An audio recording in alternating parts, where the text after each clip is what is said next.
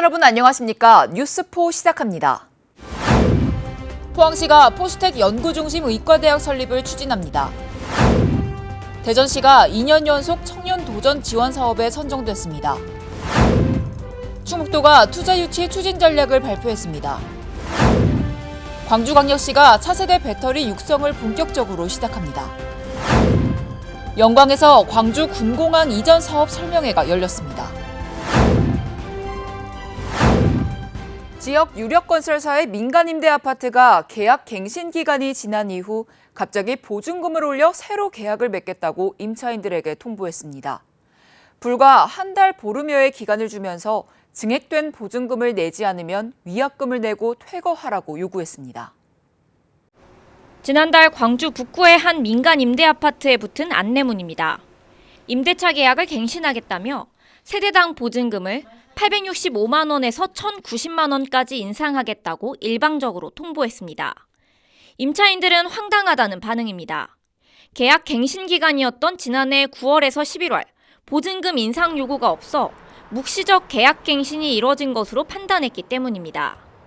이제 인상한다고 하면 재계약 안 하고 딴 데도 알아보고 이제 이럴 분들이 많을 것 같아서 재계약 당시에는 그 당시에는 인상률 없다. 당장 1,000만 원에 이르는 보증금을 마련하기도 막막합니다. 대출 은행들도 이런 사례가 없었던 데다 임대인 측에 문제가 있어 보인다며 추가 대출을 꺼리고 있기 때문입니다. 사정이 이런데도 임대인인 건설사 측은 법에 근거한 증액 청구라며 문제가 없다는 반응입니다. 증액된 보증금을 내지 않으면 계약이 종료되고 임차인이 위약금을 내야 한다고 압박하기까지 했습니다.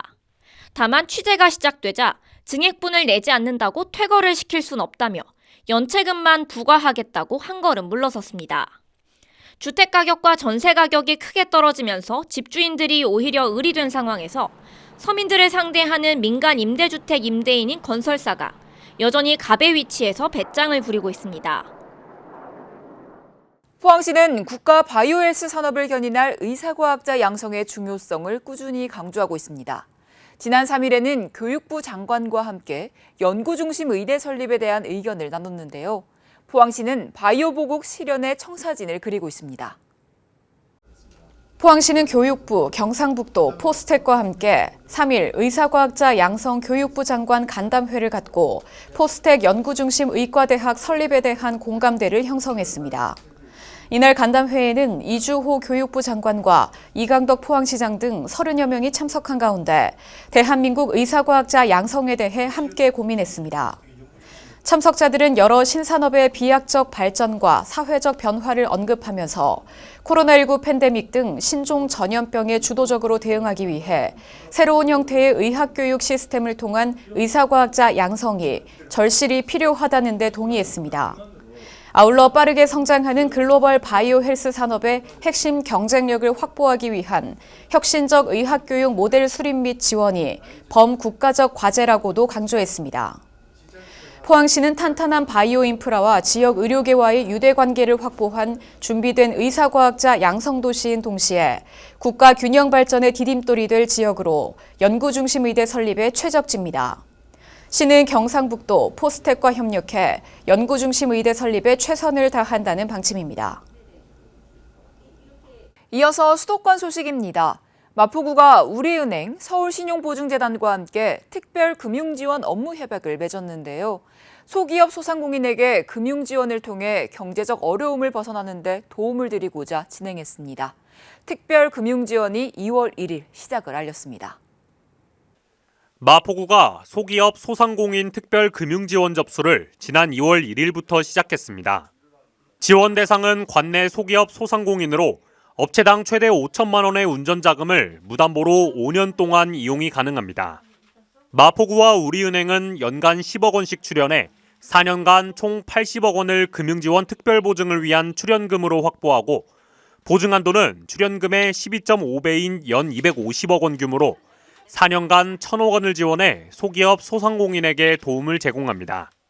박강수 마포구청장은 첫날 접수처를 찾은 주민들을 만나 고충을 청취하며 이와 함께 소기업 소상공인들의 어려운 마음을 헤아려 친절하고 적극적인 상담을 당부하는 자리를 가졌습니다.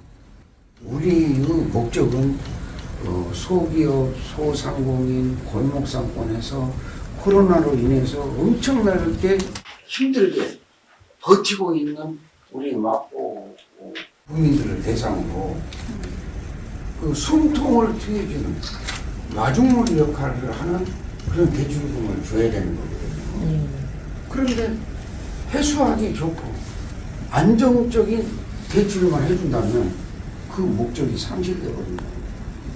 정말로 회생하는데 큰 도움이 될 수 있는 분들이 있다면 약간 어려운 부분이 있더라도 그런 분들에게 기회를 주었으면 좋겠다.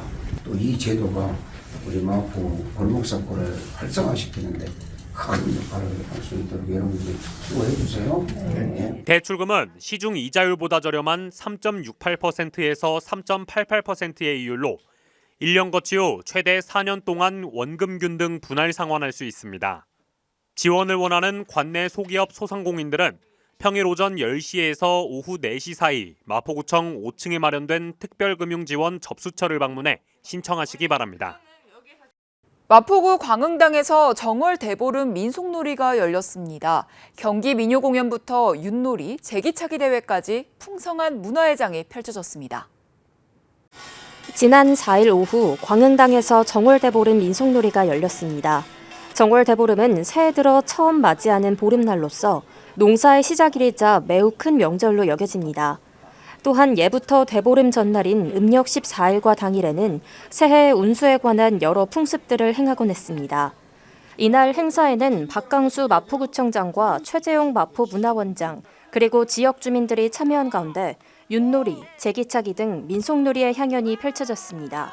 전통적으로 설날 다음으로 큰 명절이 대보름입니다. 오늘 윷놀이 대회에서 모두 다 승리하시기 바라고 건강하시고 행복과 건강 두 마리 토끼를 잡는 한 해가 되시기를 바랍니다. 전통을 보존하고 계승하기 위해 열리는 우리 구의 행사에 앞으로도 많은 관심과 참여 바랍니다. 계속해서 광역시 소식입니다. 이장우 대전시장이 3박 4일 일정으로 자매도시 일본 삿포로를 방문했습니다. 이장우 대전시장이 2010년부터 자매결연을 맺어오고 있는 일본 삿포로를 방문해 두 도시의 교류협력 활성화를 위한 방안을 제시하는 등 인류 국제도시로 나아가기 위한 깃발을 올렸습니다. 이번 국외 출장 첫 일정으로 아키모토 가스이로 삿포로 시장을 접견한 이 시장은 오는 8월에 개최되는 대전 영시축제에 삿포로시 시민대표단이 방문해 줄 것을 공식적으로 요청했습니다. 또한 두 도시 시민들이 상대 도시를 방문할 경우 입장료, 관람료, 교통요금 등 할인 혜택을 제공하는 방안과 청주공항과 삿포로시 신치토세 공항을 직항으로 연결하는 아이디어도 제안했습니다. 이튿날인 2월 4일 이 시장은 세계 3대 축제 중 하나인 삿포로 눈축제 개막식에 참석해 다양한 볼거리와 즐길거리를 꼼꼼하게 살펴봤으며 삿포로 눈축제의 성공 요인을 벤치마킹해 대전 영시축제를 세계적인 축제로 키우겠다는 의지를 밝혔습니다. 대전시가 2년 연속 청년 도전 지원 사업에 선정됐습니다. 지역 청년 160명을 선발해 다양한 취업 지원 프로그램을 제공할 계획입니다. 대전시가 고용노동부 공모사업인 청년도전 지원사업에 선정돼 올해 총 8억 2,800만 원의 국비를 확보했습니다. 청년도전 지원사업은 구직단념 청년의 구직 의욕을 높여 취업을 유도하는 사업으로 심리상담, 취업 역량 강화 교육, 자신감 회복 프로그램 등 1개월 단기 프로그램과 5개월 장기 프로그램으로 진행됩니다. 지원 대상은 최근 6개월 이상 취업교육, 직업훈련 참여 이력이 없는 만 18세 이상 34세 이하 청년과 자립준비 청년, 청소년 쉼터 입퇴소 청년 등입니다. 사업 참여자는 단기 프로그램 60명, 장기 프로그램 100명 등 총 160명을 모집할 예정이며 단기 프로그램 수료자에게는 인센티브 50만 원, 장기 프로그램 수료자에게는 인센티브 최대 300만 원이 지원됩니다. 한편 이번 청년도전 지원 사업은 3월 중 참여자를 모집해 진행할 계획입니다. 대구시가 대구로앱을 전통시장, 문화체육시설과 공연 등으로 서비스 분야를 확대해 시민생활 종합 플랫폼으로 확대 개편합니다. 이에 따라 앱 활성화를 위해 대구 사랑 상품권 대구 행복페이의 사용을 대구로 내에서만 유통되는 가칭 대구로페이로 전환해 7월부터 발행할 계획입니다. 대구로페이의 충전과 결제는 대구로 앱에서 가능하며 기존 대구로 가입자는 별도의 가입 절차 없이 전환 동의 후 이전 충전액을 사용하면 됩니다. 대구로 가맹점에서 자유롭게 사용 가능하고 향후 문화체육시설과 공연, 미용 등 시민 일상과 밀접한 분야로 사용처를 대폭 확대해 나갈 예정입니다. 대구시가 동인청사 대회의실에서 2023년 대구시 주민참여예산위원회 총회를 열었습니다. 총회에서는 제8기 주민참여예산위원 위촉장 전달과 2023년 주민참여예산제 운영계획 보고, 분과별 토의 등이 진행됐고 김종한 행정부시장, 주민참여예산위원 등 130여 명이 참석했습니다. 주민참여예산위원들은 예산 편성 전 과정에 직접 참여하며 주민참여예산사업 심사와 주민의견 수렴, 대구시 예산과 주요 투자 사업에 대한 의견을 제시하는 등의 활동을 하게 됩니다. 2월 말에는 온라인 총회를 통해 제8기 주민참여예산위원회를 책임지고 이끌어갈 위원장, 부위원장, 6개 분과위원회 위원장 등을 선출할 예정입니다. 이어서 강원도 소식입니다. 평창군은 한국체육대학교 올림픽연구센터와 올림픽 가치를 확산시키고 유산 사업의 지속적인 발굴을 위해 공동협력 업무 협약을 체결했습니다. 두 기관은 스포츠를 통한 동계올림픽 가치 확산을 위한 상호협력, 스포츠 지원 프로그램 개발 운영, 민관화 거버넌스 구축을 통한 지역 사회 발전 모델 제시 등 공동 관심 분야에 대해 상호협력할 예정입니다. 평창군과 업무 협약을 체결하는 한국체육대학교 올림픽연구센터는 2018년 IOC 설립 허가를 받은 공식 올림픽 연구센터로 올림픽 레거시 관리 및 유지, 사회 변화, 국가대표 선수 양성 체계 등과 관련한 학술적 연구를 활발하게 진행하고 있습니다. 군은 국내 최고 올림픽 연구센터와의 협력을 통해 2018 평창 동계올림픽이 우리에게 남긴 올림픽 가치를 계승, 발전시키고 전문성 있는 유산사업 발굴을 위해 적극 노력하겠다고 밝혔습니다. 배움의 기회를 아쉽게 놓친 성인들을 위한 학습의 장, 횡성 소망이룸학교의 7번째 졸업식이 횡성 문화예술회관에서 열렸습니다. 횡성소망 이룸학교는 교육의 기회를 놓친 만 18세 이상 성인이 검정고시 없이 초등학력을 인정받을 수 있는 성인 문해학습장입니다. 지난 2017년 첫 졸업생 배출을 시작으로 초등은 7회차, 중학은 2회차 졸업을 맞이하게 됐는데요. 졸업생은 초등 3단계 14명과 중학 3단계 16명 등 총 30명이 졸업의 기쁨을 누리게 됐습니다. 이날 졸업식은 가족과 친지들의 축하 속에 졸업앨범 영상 상영 및 두드림 난타 공연, 유공자 포상, 장학금 전달, 송사 답사 등으로 진행됐습니다. 횡성군이 군청 소회의실에서 2023년 인구정책을 본격 추진하고 저출산 및 고령사회의 구체적 대응 방안을 모색하기 위해 인구정책위원회를 개최했습니다. 인구정책위원회는 군이 직면한 인구 문제를 해결하고 보다 효과적인 인구정책 발굴을 목표로 국민 삶의 질 향상과 지역사회의 지속적인 발전을 위해 인구정책에 대한 의견을 제시 자문합니다. 이날 회의에서는 인구 기본 현황과 인구정책 추진 방향을 공유하고 횡성군 6대 과제 100개 중점 추진 사업에 대한 보고가 이어졌으며 정책 개선에 대한 건의, 2023년 신규 사업 발굴을 위한 다각적인 인구정책 논의가 이뤄졌습니다. 이어서 충청도 소식 전해드립니다. NH농협은행이 충청북도 지방소비세 공금 계좌를 관리할 금융기관으로 지정되면서 업무 취급을 위한 약정을 체결했습니다. 이에 따라 NH농협은행은 지방소비세 납입금을 보관하고 각 시도와 교육청 등으로 납입금을 송금하는 역할을 맡게 됩니다. 충북도는 최고금리 제시기관인 NH농협은행을 관리기관으로 지정했으며 이에 따른 도의 이자 수입은 연 90에서 100억 원 정도로 예상됩니다. 도 관계자는 지방소비세 납입관리 업무 수행에 차질이 없도록 전담 인력을 배치하는 등 철저히 준비하겠다고 말했습니다. 민선 8기 조직 개편으로 신설된 투자유치국이 충북도 투자유치 추진 전략을 발표했습니다. 충북도는 대기업 중심 첨단 우수기업 60조 원 투자 유치 전략을 수립하고 레이크파크 르네상스 완성을 위한 민간 투자 프로젝트도 추진할 계획입니다. 도는 국가첨단전략산업 특화단지 지정을 통한 SK하이닉스와 LG에너지솔루션 투자 지원과 실국 간 기업 유치 협력 강화 등을 추진할 계획입니다. 또한 레이크파크 르네상스 시군 투자 유치 공무원 연찬회를 금년 상반기 추진할 예정입니다. 계속해서 경상도 소식입니다. 영남대 박정희 새마을대학원 외국인 유학생들이 새마을운동을 공부할 수 있도록 학위과정을 지원해 준 것에 대한 감사의 마음을 전하기 위해 경북도청을 방문했습니다.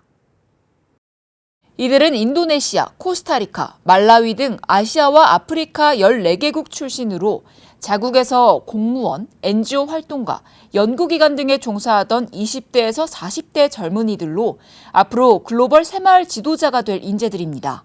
또한 이달 말 각자의 나라로 돌아가 새마을운동의 성공 사례를 자국 환경에 맞게 접목해 전파할 예정입니다.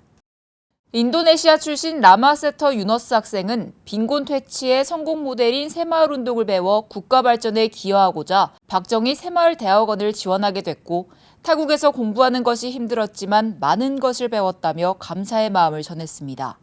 이철우 경북도지사는 나라도 문화도 살아온 환경도 다르지만 새마을운동을 위해 만나 함께 공부하면서 마음을 나눠가는 그 자체가 경쟁력이다라고 화답했습니다.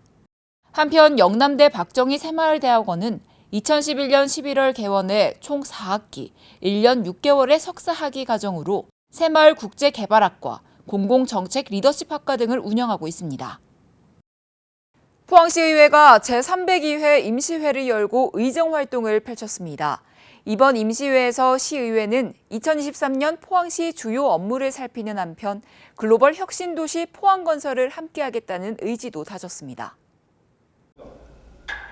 포항시의회는 1월 30일 제302회 임시회를 개회하고 2월 7일까지 9일간 의정활동을 했습니다.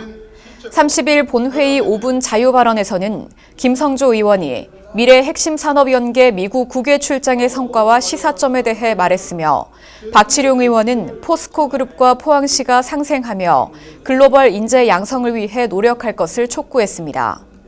이후 정경원 자치행정실장의 포항시정연구원 설립 추진 보고를 시작으로 2023년도 국별 주요 업무 보고가 이어졌습니다. 또 포항시의회는 30일 전체 의원 간담회에서 미국 출장 성과를 공유하고 이를 의정 발전의 밑거름으로 삼기 위한 미래 핵심 산업 연계 국외 출장 결과 보고회를 가졌습니다. 31일에는 남북구청을 방문해 올해 각 구청의 부서별 주요 업무를 듣고 읍면동 현안 사항을 점검했으며 현장과 소통하는 적극 행정을 요청했습니다. 한편 포항시의회는 이번 임시회에서 포항시 국가보훈 대상자 예우 및 지원에 관한 조례 일부 개정 조례안, 포항시 낚시 통제구역 지정 및 운영 조례 일부 개정 조례안 등의 안건을 심의 의결했습니다. 이어서 광주 전남 소식 전해드립니다. 광주광역시의 미래 산업 가운데 하나인 차세대 배터리 육성이 본격적으로 시작됩니다. 산학연이 참여하는 차세대 배터리 진흥협의회가 출범한 가운데 우선 경쟁력 있는 강소기업을 육성하고 연구개발에 실적을 쌓아가겠다는 계획입니다.